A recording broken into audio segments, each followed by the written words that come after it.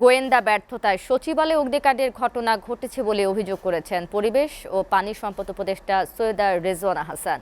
আগামী ৩ দিনের মধ্যে ঘটনায় প্রাথমিক প্রতিবেদন দেওয়া হবে বলে জানান তিনি। বিকেলে ফরেন সার্ভিস একাডেমিতে প্রধান উপদেষ্টার প্রেস উইংয়ে নিয়মিত ব্রিফিংয়ে তিনি এসব কথা বলেন। ব্রিফিংয়ে আসিফ মাহমুদ সজীব ভুঁইয়া জানান, আগুনে ৫ মন্ত্রণালয়ের সব নথি পুড়ে গেছে। এর মধ্যে স্থানীয় সরকার মন্ত্রণালয়ে বিগত সরকারের হাজার কোটি টাকার দুর্নীতির নথি ছিল।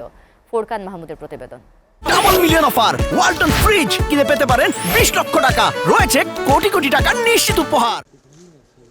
সচিবালয় ভয়াবহ অগ্নিকাণ্ডের বিষয়ে দুপুরে প্রধান উপদেষ্টার সভাপতিত্বে জরুরি বৈঠকে বসেন উপদেষ্টারা। সন্ধ্যায় ফরেন সার্ভিস একাডেমিতে বৈঠকের সিদ্ধান্ত জানাতে সংবাদ সম্মেলন করেন ৩ উপদেষ্টা। পরিবেশ উপদেষ্টা রেজওয়ানা হাসান জানান, স্বরাষ্ট্র সচিবের নেতৃত্বে গঠিত কমিটি স্বল্প সময়ের মধ্যেই এই ঘটনার প্রাথমিক প্রতিবেদন দিতে পারবে। উচ্চ পর্যায়ের কমিটি কাজ করে ৩ দিনের মধ্যে প্রাথমিক রিপোর্ট দেবে এই অগ্নিকাণ্ডের ঘটনার বিষয়ে।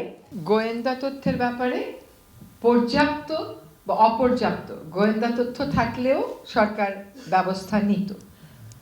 তো তথ্যের প্রবাহটা আমাদের ঠিক আছে কিনা সেটাও আমাদেরকে তদন্ত কমিটির মাধ্যমে দেখতে হবে। সংবাদ সম্মেলনে স্থায়ী সরকারের উপদেষ্টা আসিফ মাহমুদ জানান, যুব ও ক্রীড়া মন্ত্রণালয়ের নথি ডিজিটাল রেকর্ড থাকায় তা পুনরুদ্ধার করা সম্ভব। তবে স্থানীয় সরকার, পল্লী উন্নয়ন ও সমবায় মন্ত্রণালয়ের রেকর্ড ছিল অ্যানালগ। এসব নথিতে হাসিনার মুখ্য সচিবের সংশ্লিষ্টতা থাকা দুর্নীতির প্রমাণ ছিল বলে জানান তিনি। 5টা মন্ত্রণালয়ের নথিগুলো ক্ষতিগ্রস্ত হয়েছে। যুব ক্রীড়া মন্ত্রণালয়ের নথির কার্যক্রম অনলাইনে থাকার কারণে সেটা আমরা রিকভার করতে পারবো, কিন্তু স্থানীয় সরকার, পল্লী উন্নয়ন, সমবায় মন্ত্রণালয়ের কার্যক্রম পুরোটাই অ্যানালগ ভাবে হয়, পুরোটাই ফাইলে হয়। সুতরাং যেই শাখাগুলোর নথিগুলো আসলে পুড়ে গেছে সেগুলো কতটুকু রিকভার করা যাবে সেটা ক্ষয়ক্ষতি নিরূপণ করার জন্য আমাদের মন্ত্রণালয় পর্যায়ে একটা কমিটি আমরা করেছি।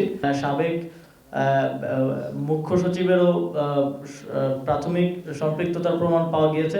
রবিবার থেকে ক্ষতিগ্রস্ত মন্ত্রণালয়গুলোর কার্যক্রম চলমান রাখতে অস্থায়ী কার্যালয় চালু করা হবে বলেও জানান আসিফ মাহমুদ। মন্ত্রণালয়গুলোর কার্যক্রম আপাতত অস্থায়ীভাবে পরিচালনা করা যায়। S M Forkan Mahmud, SATV, Dhaka.